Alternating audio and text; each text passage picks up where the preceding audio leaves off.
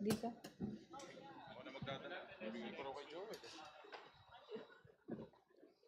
Ayaw mo doon?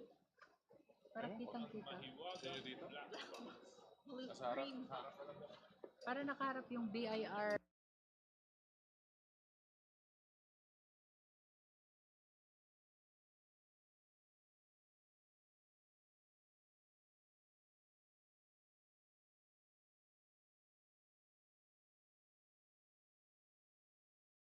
May I direct Vice Chair Bel Zamora to confirm to the committee that the BIR box remains sealed.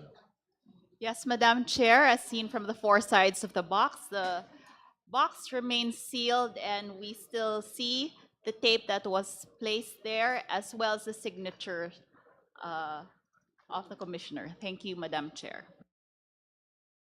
The floor is now open for manifestation, clarificatory questions, motions regarding the question of whether or not to open the BIR box. Madam Chair. Madam Chair. Madam Chair.